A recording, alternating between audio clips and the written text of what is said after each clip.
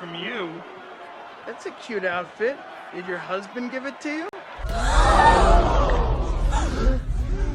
Hello Spider-Man fans, it is Superior Day in the neighborhood and we get to talk some Spider-Man 3 news in our lives, and it's about Heidi time. We get some official updates coming from Sony Pictures themselves, a verified account that isn't just something popping off on Reddit, 4chan, and maybe even your grandma's panty drawer. It's the first place I always gotta look for Spider-Man 3 news. So today what we are going to be talking about is this post that landed on a verified Sony account from, you guessed it, an international Latin account that, oh my god, these Latin accounts, man, they have become the villain of the Spider-Man 3 news. We'll talk about that in a sec. But since it is an actual verified account, we're gonna talk about it here. And it's basically a tease and hint to solo Spider-Man movies with our other favorite Spider-Man heroes, Andrew Garfield, Tobey Maguire, and of course Tom Holland. And even for fun, yes, we'll dive into that famous Reddit post going around of the supposed leak of Spider-Man 3 that I think is BS. So I'm gonna need you Spider-Man fans to leave me your opinions down below on everything we discuss here today. What do you think about these international accounts that are from verified Sony people just releasing all this Spider-Man content like they want it more than us? As well as your opinion on the Reddit leak post, and if you think at all there's a smidge of accuracy to them, or you think it's just some fan having a lot of fun online. As well as don't be forgetting to hit that like button and start suggesting some cringy intros I can do, because I'm out of ideas, y'all. Alright, so before diving into the plot leak that landed online, let's get to this verified post. Now, I've been saying here, these verified Latin American accounts with Sony Pictures have just been teasing us like crazy. Let's start off with the very first thing. We got a person who was the head of the Brazilian marketing team down at Sony, and they promised us a first look of Spider-Man 3 coming by the end of December. Well, shawty, we in January 2021 and I have not gotten that first look. Then we had an official Sony YouTube channel drop a little teaser trailer where they show off all three Spider-Men and they basically say, don't you wish you could have them all? Well, don't worry about it because you're gonna get them. And then once fans noticed that video, it was deleted and Sony did not address it. Bringing us to a couple weeks ago where we had a verified Paramount International account also say that for Christmas, we would get a Spider-Man 3 teaser. That didn't happen, but we should have expected that because Paramount has nothing to do with Spider-Man or Marvel as in the current state right now. And then today in January 2021, Sony Pictures Video MX that as of me recording this is still up on their website, so it has not been deleted. You guys can check it out on their official Instagram page. And what they have here is a letter written to Los Reyes Magos. Now, yo lucky yo boy Chris right here is Hispanic and can teach you about what this is. In Hispanic culture, there's something we celebrate with the Reyes Magos that includes a rosca. That's right, that's how authentic I am. Basically, it's like our second little mini Christmas where we celebrate the kings who went to go see baby Jesus and gave him little gifts. You can get little gifts, which is what the Sony Picture thing here was doing, is giving their wish list of what they wanted from these three kings. You also go ahead and eat a piece of bread like this. If you get a baby like I did, you make tamales for your family.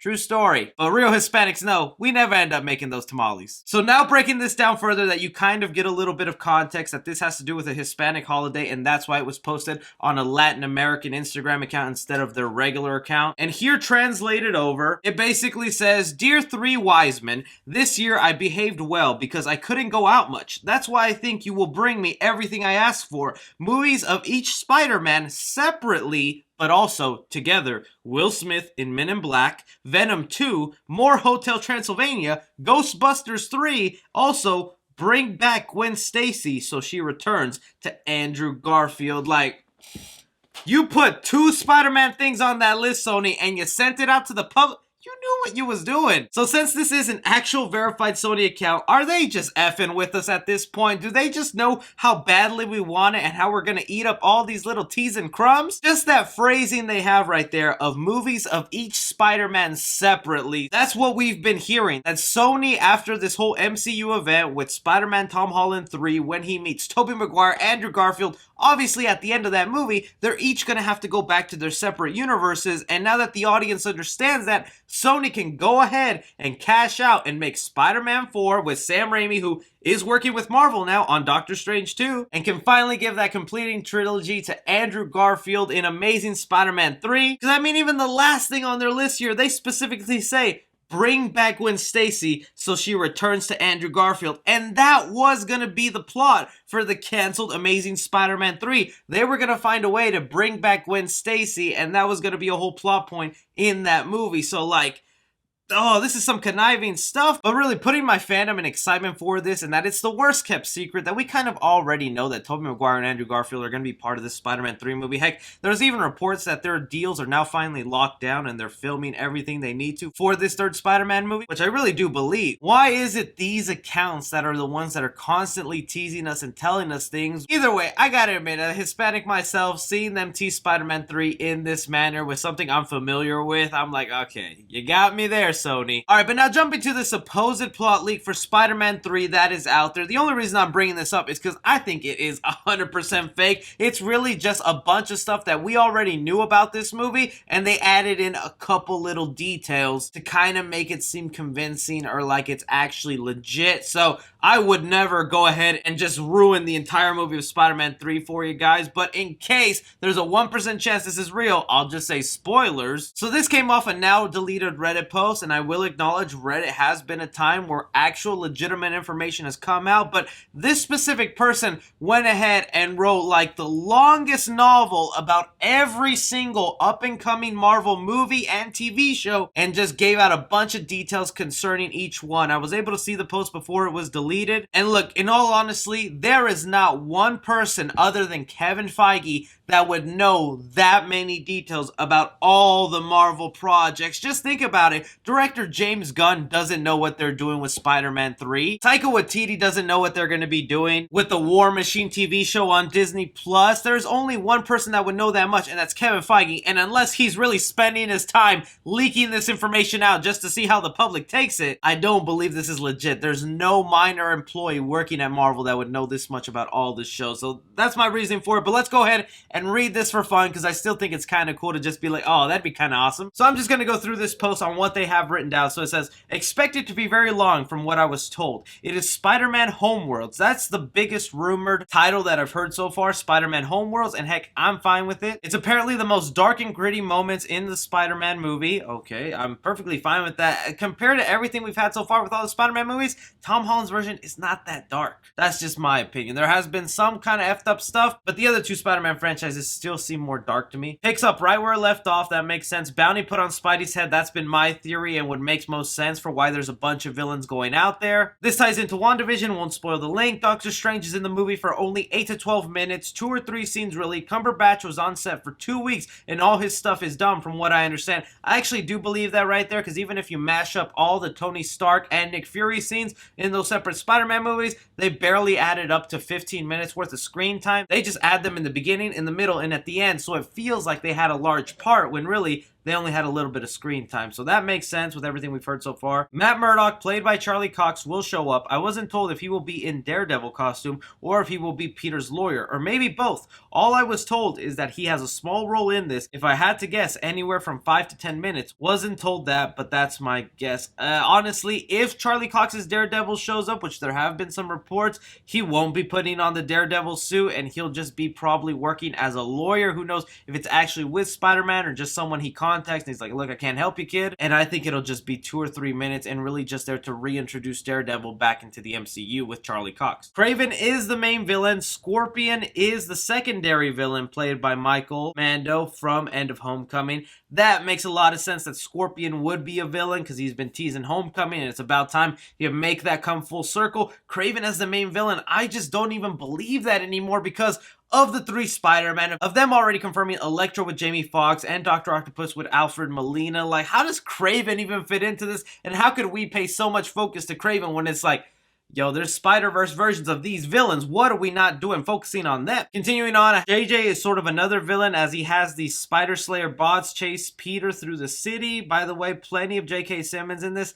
I don't know if I believe that J.K. Simmons' character will have Spider Slayers, those spider robots that go after him. That just doesn't seem to fit the MO. I know he's kind of a douchebaggy guy, but he wouldn't stoop to that level, at least I don't think. I know in the comics he brought in Scorpion and paid him. I think that's how he would fit into the story, not really with these spider slayers, but alright. The fact that he will be in it a lot makes sense because we've heard he'll be showing up basically through the news and kind of updating the city with everything going on. The multiverse brings in Electro, played by Foxx. This isn't the exact same one from The Amazing Spider-Man 2, but we'll have a new look. This is more along the lines of a combo of Spectacular Spider-Man and Spider-Man PS4. I was told he was the second biggest villain after Kraven. Foxx hasn't shot his stuff yet. Now that right there is where I call BS, because earlier in the post, you just said Scorpion was the secondary villain, and as your secondary villain, he would be the second biggest villain, and now you're saying over here, no, Electro's the second biggest villain. That's where it doesn't really make sense to me. And again, even with those Electro details, we have already heard all this stuff. Jamie Foxx already confirmed he's not going to be blue. He's going to get a whole brand new look, and it's not that hard to kind of guess what his new look will be, being with the way they've kind of designed some of the MCU villains. Alfred Melina is back as Otto Octavius and has a new look, but is just one new scene and a fight scene. This stuff is already done and in the can. One of the first things they shot. Continuing on, Thomas Hayden Church is very brief cameo as Sandman, literally 40 seconds from what I was told. That right there, if that's actually legit on how they're describing the introduction of Otto Octavius and Sandman into this movie, I just think of it all these villains being a quick little cameo shot that maybe they're being sent through a portal where they're just jumping from universe to universe and they're just fighting their villains quickly. That's the only way I can picture it in my mind that it makes sense. But only 40 seconds from Sandman, that's just gonna be an awesome, oh, there's Sandman! That was cool. From there, he says, Keaton's Vulture comes into play later in the film where more is revealed. They somewhat struggled to get him into this due to him being busy personally and also being a part of the Flash movie as Batman. From what I was told, he will do his scenes and then go right into filming the Flash. Again, we already know that, and a report came out last week that the Flash will begin filming in March, so they're going to still be filming Spider-Man 3 when that happens. All stuff that is public knowledge, and someone can just make up in a Reddit post. Mysterio is revealed to be alive and working under Osborn. That is an interesting twist if that comes out to be true. Mysterio alive. A lot of people have said that. I think he'll remain dead, and if Mysterio even does show up, it'll be a hologram or some sort of program contingency that Jake Gyllenhaal's character had pre-planned. But him working under Osborn, that doesn't seem like him because he hates Tony Stark, someone who was a tech CEO who was always undermining his work. Why would then he go to work for another tech CEO who would obviously undermine his work?